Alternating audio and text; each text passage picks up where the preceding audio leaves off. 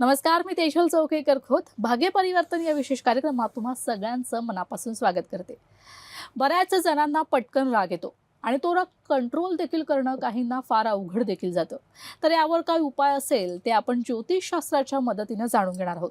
आणि यावर आपल्याला मार्गदर्शन आणि उपाय सांगणार आहेत आचार्य सुनील कुमार सर. सर, तुमचं कार्यक्रमात खूप खूप स्वागत आणि लोकशाही मराठीमध्ये देखील खूप खूप स्वागत. खूप खूप धन्यवाद. सर, तुमच्याशी या विषयावर अधिक चर्चा करायचीच आहे, मात्र तुमची थोडक्यात ओळख करून देते. आचार्य सुनील कुमार हे गेली 22 वर्ष भाग्य परिवर्तनाच्या माध्यमातून घरातील प्रत्येक अडचणींवर योग्य आणि फलदायी मार्ग दाखवत आहेत. संपूर्ण महाराष्ट्रासह अमेरिकेत, कॅलिफोर्निया, दुबईपासून देशात दिल्ली, गुडगाव, हैदराबाद, गोवा व इंदोर आणि महाराष्ट्रात छत्रपती संभाजीनगर, पुणे, नाशिक, मुंबई येथे त्यांची सेंटर्स आहेत. आपणास आपल्या कुठल्याही प्रकारच्या समस्यांवर हमखास उपाय हवा असल्यास स्क्रीनवर दिलेल्या फोन नंबरवर संपर्क साधून आपल्या शंका निरसन करून घेऊ शकता. चला तर मग कार्यक्रमाला सुरुवात करूया. सर, माझा पहिला प्रश्न असा आहे की राग कोणाला केव्हा कसा येईल सांगता येत नाही, तर राग कसा कमी करता येईल नक्की? बघा, राग एक प्राकृतिक व्यवस्था आहे. राग येऊ नये असं शक्य नाही आहे, येस. पण रागवर तुम्ही नियंत्रण ठेवू शकतात. आणि आपण नियंत्रण कसं ठेवू याच्यासाठी खूप काही ज्योतिषीय उपाय आहे. जर तुम्हाला छोटी छोटी गोष्टींवर चिडचिड आणि जर राग येत असेल, तुम्हाला जे उपाय मी सांगतो आणि जे उपाय मी सांगतो ना, हा जागृत उपाय आहेत. म्हणजे लोक करताय, त्यांचे आमच्याकडे अनुभव आलेले आहेत. आणि दुसरं, हा गुरुमुखी उपाय. म्हणजे असं नाही आहे की तुम्हाला फक्त उपाय सांगितले आणि तुम्ही उपाय केले, तुम्हाला काही फरक पडला नाही, असं होणार नाही. तुम्ही उपाय करा. उपाय सांगतो मी तुम्हाला. सगळ्यात महत्त्वाचा उपाय की जे राग आहे ना, याचं कनेक्शन कोणता ग्रह सोबत आहे हे जाणून घ्या. जर कुंडलीच्या मंगल, शनी, राहू, केतू आणि चंद्र जर व्यवस्थित नाही आहे किंवा यांची दृष्टी लग्न कुंडलीमध्ये तुमच्या लग्न स्थानवर आहेत, तर तुम्हाला राग जास्त येणार. म्हणजे जर कोणी काही म्हटलं तर तुम्हाला लगेच राग येणार. तर काय करायचं? सगळ्यात आधी दर सोमवारी जर तुम्ही 21 बिल्वपत्र त्यांच्यावर सफेद चंदन लावून जर तुम्ही महादेवच्या पिंडवर चढवले तर तुमचा राग कमी होणार. आता एक महत्त्वाची गोष्ट की म्हणा, आता तुम्हाला राग आला, आता पिंडवर नाही आहे आपल्याकडे, जवळ पिंड पण नाही आहे. म्हणजे तुम्हाला जर तुमच्या ऑफिसमध्ये राग आला तर काय करायचं? महादेवच्या पिंड पण नाही आहे, बिलपत्र पण नाही आहे, चंदन पण नाही आहे, काय करायचं?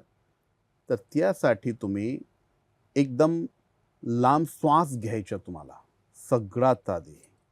आणि नंबर 2, श्वास घेताना तुम्ही ज्याला इष्ट मानताय, म्हणजे तुम्ही देवीची पूजा करताय, तुम्ही कृष्णाची पूजा करताय, तुम्ही म्हणजे जे तुम्ही ज्या देवी देवताची पूजा करताय ना, तुम्ही डोळे बंद करून तुम्ही एकदा लंबी श्वास घेताना तुम्हाला त्यांना काल्पनिक दर्शन करायचं, त्यांच्या मनन स्मरण करायचं. तुमचा लगेच राग संपणार. नंबर 2, तुम्ही उलटी गिनती सुरू करा. तुम्ही 9 पासून सुरू करा. 9, 8, 7, 6, 5, 4, 3, 2, 1 असं जर तुम्ही उलटी गिनती जर तुम्ही सुरू केली ना, रागवर नियंत्रण येतोय. जास्त वेळ तुम्ही डिस्टर्ब राहणार नाही. तुम्ही पाहिलं असेल, कुणासोबत भांडणं झालं आणि पूर्ण दिवस, म्हणजे ज्या माणसासोबत भांडणं झालं त्याच्याशी तुमचा मूड ऑफ झाला, पण जर कुणी अजून तुम्हाला भेटलं, तुम्ही त्याच्याशी पण बरोबर बोलत नाही. म्हणजे तुमच्या जे नेचरच्या इफेक्ट सगळे लोकांवर पडत आहे आणि तुमचा दिवस पूर्ण वाया जात आहे. की बाबा आज सकाळी सकाळी भांडणं झालं, सकाळी सकाळी राग काढला आणि पूर्ण दिवस वाया गेला. तर तसं करायचं नाही. आणि 1-2 उपाय असे आहेत जे तुम्हाला तुमची दिनचर्यामध्ये, जर तुम्हाला राग जास्त येत असेल तर तुम्ही दिनचर्यामध्ये तुम्ही हे उपाय एकदम तुम्ही चूज करून घ्या. सकाळी सकाळी उठताना जे उजवा पाय आहेत ना ते तुम्हाला सगळ्यात आधी खाली ठेवायचा. उजवा पाय. तुमचा राग कमी होईल. नंबर 2, अंघोळ करताना सफेद चंदन पाण्यात टाका आणि अंघोळ करा. जर तुम्ही उपाय केले ना तुमच्या रागवर नियंत्रण होणार म्हणजे होणार. नक्कीच. तुम्हालाही कुठल्या प्रकारच्या समस्या असतील, तर त्यावर तुम्हाला उपाय हवा असेल, तर स्क्रीनवर दिलेल्या नंबरवर फोन करा आणि तुमच्या शंका दूर तुम्ही करू शकता. सर, माझा पुढचा प्रश्न असा आहे, की लहान मुलेही रागवतात आणि खूप खोटं देखील बोलतात. यावर काय उपाय? हो, हा पण खूप हं. महत्त्वाचा प्रश्न आहे. आणि खूप काही आई-वडील खूप परेशान, की बाबा तो रागवतो आणि काही बोलतो तो. हो, आणि कधी-कधी लोक शिवीगाळ पण करताय. ते एकदम हो. बरोबर नाही आहे. मी तुम्हाला एक सांगतो, जर लहान मुलांना हे सवय लागलेली आहे, की ते उलटं बोलताय, चिडचिड करताय, रागवताय तुमच्यावर, ते जर मोठे झाल्यावर ते काही करू शकता. म्हणजे सोसायटीमध्ये पण त्रास होणार. तर त्यासाठी काय उपाय? तर तुम्हाला खूप चांगला उपाय सांगतो. तुम्ही काय करा, एक चांदीचा अर्धचंद्र बनवून घ्या आणि त्याच्यामध्ये केसी मोती लावून घ्या आणि त्याच्या लॉकेट बनवून तुम्ही गळ्यात घाला त्याच्या. आणि धागा म्हणजे दोरा तुम्ही घालताय, ते दोरा कोणता पाहिजे? तर काळे दोरामध्ये तुम्ही घाला. कधी-कधी काय वाटतं, की लहान मुलांना नजर पण लागते, दृष्टीदोष पण लागतंय. तर दृष्टीदोषमुळे पण चिडचिड होत आहे त्यांना आणि काय कधी-कधी त्यांची जे पेशन्स पॉवर आहे, तो पण खूप कमी राहते म्हणून ते रागवताय. तर काय करायचं, त्यांना मेडिटेशन करायला लावा तुम्ही. आणि तुम्हाला एक खूप चांगला उपाय सांगतो, ते तुम्ही लहान मुलांना तुम्ही सवय लावा, की बाबा रोज सकाळी-सकाळी आपल्याला सूर्यदेवाला अर्घ्य द्यायचं म्हणजे पाणी व्हायचं. आणि पाणी वाहताना जे खाली पडलेलं पाणी आहेत ना, ते हा बोटाने असं घ्यायचं आणि असं लावायचं. हा आपला त्रिनेत्र म्हणजे हा आज्ञाचक्र आहे. जर तुम्ही इथं लावलं ना, तुम्ही करून बघा. तुम्ही पण करा, सोबत तुमच्या मुलांना पण सवय लावा. आणि तुम्ही हे केलं ना, 1 महिना करून बघा, तुम्हाला त्याचा परिणाम दिसणार. आणि दुसरं त्याचं लक्ष पण लागणार. तर तुम्ही काय करा, हे जे उपाय सांगितला ना, ते करून बघा. 1 महिना करा आणि नंतर त्याचा परिणाम बघा. नक्कीच. सर, आपल्याला प्रश्न विचारण्यासाठी फोन येत आहेत. नांदेडवरून सुनीता यांचा फोन आहे. सुनीताताई, प्रश्न विचारा. मला प्री प्रायमरी स्कूल सुरू करायची होती. हो. बेटा डेट ऑफ बर्थ सांगा, तुमची डेट ऑफ बर्थ सांगा मला. 27 मार्च 27 मार्च. 1987. आणि जन्मवेळ माहिती आहे का तुम्हाला? नाही, नाही. अच्छा, ठीक आहे. जन्म ठिकाण काय आपलं? मुखेड. ठीक आहे. आणि 1 ते 9 पर्यंत कोणताही एक नंबर बोला बेटा. 7. ठीक आहे, खूप छान. एक तर तुमच्या नावानुसार तुमची कुंभ राशी आहे. ठीक आहे. हो, हो. कुंभ रासमुळे खूप कन्फ्यूज राहता तुम्ही. आता खूप वर्षापासून तुमची इच्छा आहे, की हं. मला शिक्षण क्षेत्रामध्ये काम करायचं. आधी हो, तुम्ही कन्फ्यूज होते, की माझी नोकरी सरकारी लागणार की प्रायव्हेट लागणार? तो कन्फ्युजन हो, तुम्हाला होतो की नाही होतो तुम्हाला? हो, हो, खूप वर्ष तुम्ही त्या कन्फ्युजनमध्ये राहिले. हो, नंतर आता तुमच्या डोक्यात एक कन्फ्युजन परत आलं, की मला शाळा उघडायच्या, मी उघडू की नाही? हो, आणि मी तुम्हाला एक सांगू का, तुम्ही ज्या लोकांशी तुम्ही बोलताय ना, ते तुम्हाला पॉझिटिव्हली यानी पॉझिटिव्ह ॲडवाईस कमी देणार, नेगेटिव्ह ॲडवाईस जास्त देणार. तुमची हो. कुंडली अनुसार तुम्हाला चांगले लोक जास्त भेटणार नाही. ते हं. काय म्हणतात, "अरे बाबा, जर तुम्ही उघडला तर तुम्हाला असं होऊन जाईल, तसं होऊन जाईल." नाही. हो, तुम्ही जे प्रश्न केलाय त्याचं खरं उत्तर आहे, तुम्हाला शाळा उघडली पाहिजे. तुम्ही शाळा उघडा. ठीक आहे. लहान मुलांची शाळा उघडा तुम्ही. तुम्हाला त्याच्यामध्ये भरपूर यश आहे. ठीक आहे. आणि जे शाळा उघडायला पण तुम्ही खूप 2 वेळ खूप प्रयत्न केलेला आहे तुम्ही. पण त्याच्यामध्ये तुम्हाला यश मिळालं नाही. ठीक आहे. पण आता तुम्हाला त्रास होऊ नये यासाठी जे उपाय मी सांगतो ना, ते उपाय करून नंतर शाळा उघडा तुम्ही. ठीक आहे. तुम्हाला ठीक आहे, दर ठीक आहे. गुरुवारी उंबरचं झाड माहिती आहे बेटा तुम्हाला, उंबरचं झाड? हो, हो, हो. उंबरच्या झाडाखाली जाऊन एक गायीच्या तुपाचा दिवा लावायचा आणि त्याच्यामध्ये गुळचा खडा टाकायचा तुम्हाला. ठीक आहे. आणि आहे. खाली थोडंसं तुम्ही जे फुटाण्याची डाळ असतात ना, ते डाळ तुम्ही ठेवा, त्याच्यावर दिवा ठेवा आणि तुम्हाला 11 प्रदक्षिणा पण करायच्या उंबरच्या झाडाची, ठीक आहे. ठीक आणि आहे. दिवा लावताना तुम्ही आपला मनोरथ म्हणा, की मी जे शाळा उघडती ना, त्याच्यामध्ये काही त्रास मला होऊ नये, यासाठी मी तुमची सेवा करते, असं तुम्ही मनोरथ म्हणून हे 16 गुरुवारी बेटा तुम्हाला करायचं, ठीक आहे. ठीक आहे. नंबर 2 ज्या दिवशी तुम्हाला हे शाळा सुरू करायचे ना, त्या दिवशी तुम्हाला पिवळे कपडे घालायचे तुम्हाला, ठीक आहे. पिवळी वस्तूच्या दान पण करायच्या, म्हणजे पिवळे फल, पिवळं मिष्ठान हे तुम्हाला मंदिरामध्ये देवघरात जाऊन तुम्हाला दान पण करायचं, ठीक आहे. तर तुम्ही शाळा उघडा, तुम्हाला शाळामध्ये भरपूर यश येणार. तुम्ही काही टेन्शन घेऊ नका. फक्त एक लक्ष ठेवा, तुमच्या ग्रहानुसार तुम्हाला पार्टनरशिप तुम्हाला एकदम उपयुक्त नाही आहे. तो पार्टनरशिप करायचं नाही. छोटी शाळा उघडा. पार्टनर मध्येच फसले मी. काय बेटा? आता पार्टनरच होती अगोदर, त्याच्यातच हे झालं. आता स्वतःच करायचं माझं माझं. पार्टनरशिप मध्ये फसले ना तुम्ही? हो. हा, पार्टनरशिप मुळे फसले तुम्ही. तेच मी सांगत होता, पार्टनरशिप करायचं नाही तुम्हाला. तुम्ही छोटं काम करा, पण पार्टनरशिप मध्ये एकदम नको. कसं पार्टनरशिप मध्ये जर तुम्ही केलं ना काम, तुमचं काम चालणार, पण तो सगळं काम जे तुमचा पार्टनर आहे ना, तो घेऊन टाकतील आणि तुम्हाला नाही, बाहेर स्वतःचीच करताय. करायची माझी. हो. हा, तर तुम्हाला पार्टनरशिप एकदम नाही करायचं, ठीक आहे. याचं लक्ष नाही, ठेवा. माझी खूप माझी खूप करायची. आशीर्वाद भेटा तुम्हाला, खूप खूप आशीर्वाद. धन्यवाद सुनीताताई आमच्याशी संपर्क साधल्याबद्दल. सर, आपल्याला याविषयी अधिक चर्चा करायचीच आहे, मात्र कार्यक्रमात वेळ झाला एका छोट्याशा विश्रांतीची. लगेचच परततोय.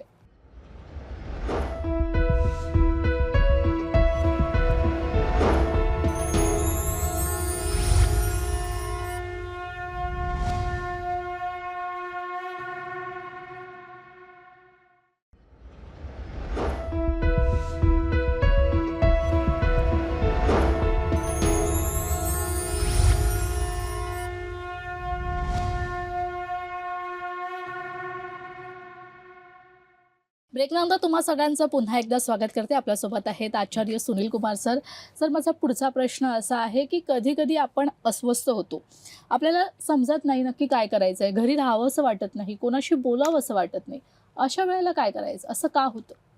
जर तुमच्या चंद्रमा बरोबर नाही आहे कुंडली, चंद्रमा मनसो जात चक्षुः सूर्यो वजायत, चंद्रमा मनचा कारक ग्रह आहेत ज्योतिषानुसार. जर तुमच्या चंद्रमा बरोबर नाही आहे, चंद्रमा 2.25 दिवस, फक्त 2.25 दिवस एक राशीमध्ये राहतो. जर चंद्रमा तुमच्या बरोबर नाही आहे, तर निश्चितपणे तुमच्या मन लागणार नाही, घरी तुमच्या मन लागणार नाही आणि कुणाशी बोलणं चालणं, आणि तुम्ही बोलले चालले पण ते एक फॉर्मॅलिटी सारखी वाटते. तर त्याच्या मागे कारण आहे की जर कुंडलीचा चंद्रमा खराब आहे, त्याचे उपाय आपल्याला करायचे आहे. तर काय करायचं, काय उपाय आहे त्याच्यासाठी? दर पौर्णिमेला तुम्ही जे चंद्रमाची सावली म्हणजे चंद्र दर्शन करा असा, आणि चंद्रमाची जे सावली आहे ते थोडी वेळ बसा तुम्ही, आणि तिकडे काय करायचे, एक ग्लास किंवा वाटी काहीतरी तुम्ही ठेवा, त्याच्यामध्ये पाणी ठेवा. 27 मिनटं ठेवल्यानंतर तो पाणी तुम्ही त्या सावलीमध्ये तुम्ही घ्या.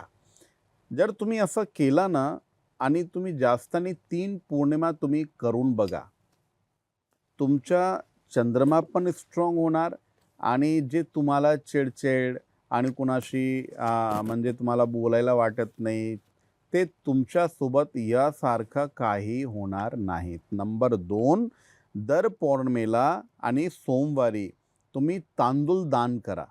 जर तुम्हाला सोमवारी तांदूळ दान करायचं तर 16 सोमवारी दान करा, आणि तांदूळ तुम्हाला जर पौर्णिमेला दान करायचं तर 7 पौर्णिमेला तुम्हाला तांदूळ दान करायच्या मंदिरमध्ये. आणि एक लक्षात घ्या तुम्ही, संकल्प शिवाय सिद्धी होत नाही, तर संकल्प करून तुम्ही दान करा.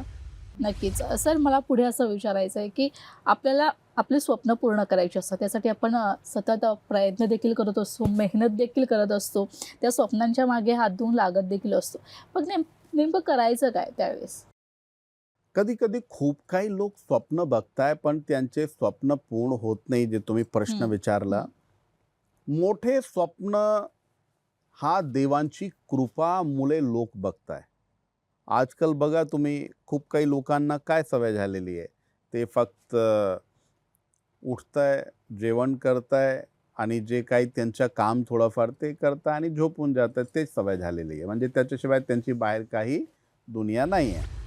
काय करायचं, जर तुमचे मोठे स्वप्न आहात आणि तुम्हाला ते पूर्ण करायचं, तर सगळ्यात महत्त्वाच्या तुमच्या जे जे तुमचे पितर आहेत, तुमचे इष्टदेव आहेत, तुमचे ग्रामदैवत आहेत, तुमचे कुलदैवत आहेत, कमी ते कमी 1 वर्षामध्ये एकदा त्यांचं दर्शन घ्या, दर्शनाचा लाभ घ्या.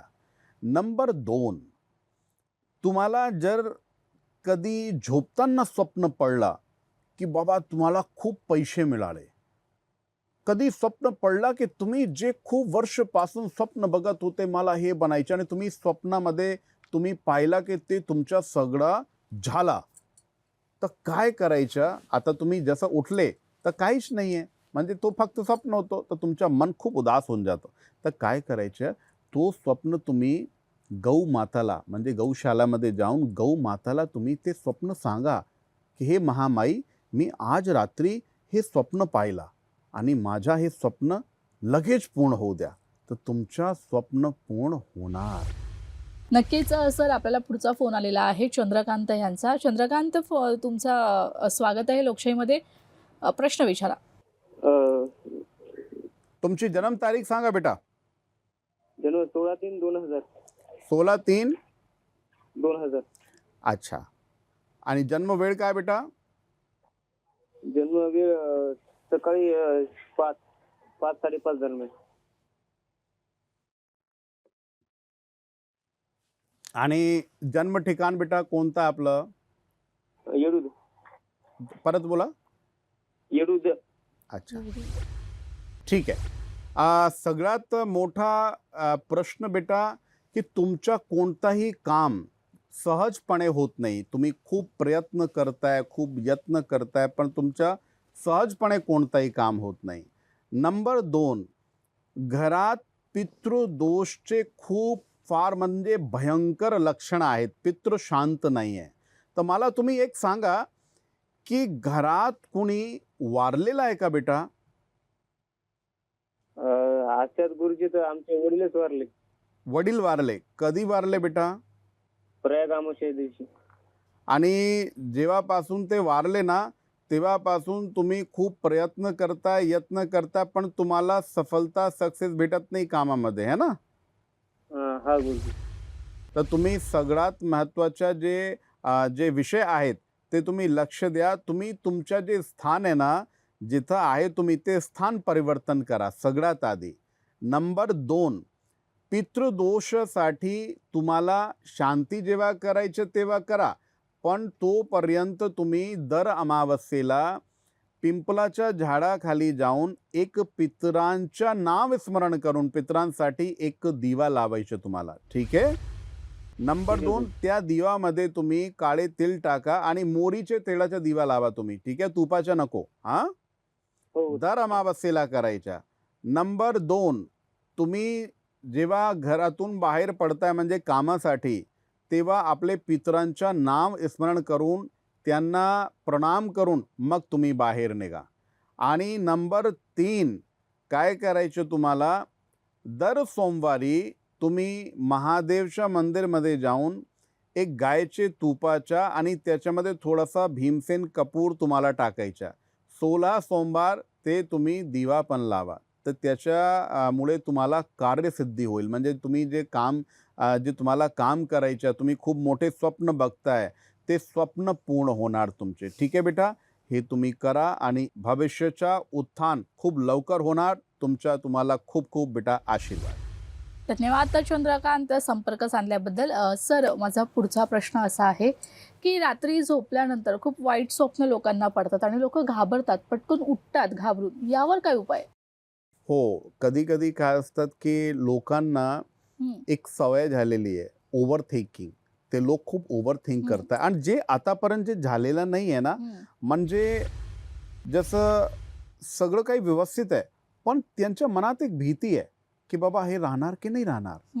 तर यासारखी भीती जब तुमच्या मनात आहे, ओव्हर थिंक तुम्ही करताय, तर तुमची जे सुषुप्ती नाडी आहे ना, ते सुषुप्ती नाडी तुमची जागृत राहते. म्हणजे रात्रभर तुम्ही फक्त झोपताय, पण झोपण्यासारखं तुम्हाला काही लाभ भेटत नाही.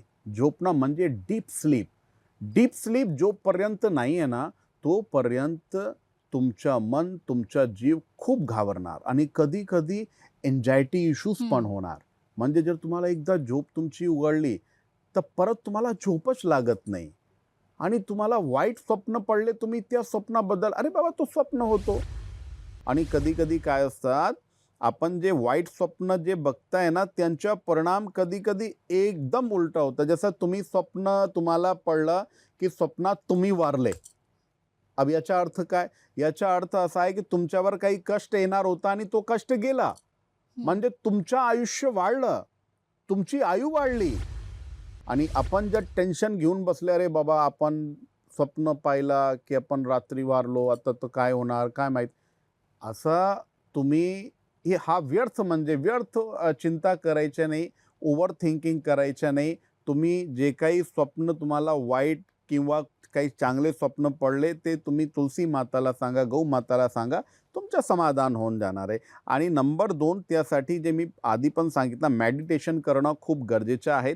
नंबर 2 हा जे बोट आहे ना तुमचा, हा इथं तुम्ही ठेवा आणि ओंकार उच्चारण तुम्ही झोपायच्या आधी करा. तुम्हाला कधी वाईट स्वप्न पडणार नाही. नंबर 2 ओव्हर थिंकिंग होणार नाही आणि लगेच तुम्हाला झोप येणार. हे तुम्ही करून बघा. खूप खूप आशीर्वाद. नक्कीच. धन्यवाद सर, तुम्ही इथे आलात आणि खूप छान माहिती आणि खूप छान मार्गदर्शन आमच्या प्रेक्षकांना केल्यात. याचा फायदा आमच्या प्रेक्षकांना नक्कीच होईल. त्याबद्दल खूप खूप धन्यवाद. खूप खूप धन्यवाद आणि आशीर्वाद. ओम श्रीर्वर्चस्वम् आयुष्यम् आरोग्यम् माविदाचनम् मह्यते धनं धान्यं पशुं भवपुत्र लाभं शतसंवत्सरं दीर्घमायुः. खूप खूप आशीर्वाद. तर भाग्य परिवर्तन या विशेष कार्यक्रमात वेळ झाली आता इथेच थांबण्याची. पुन्हा भेटूया नवीन विषयासहित. तोपर्यंत तुम्ही कुठेही जाऊ नका. पाहत रहा लोकशाही मराठी.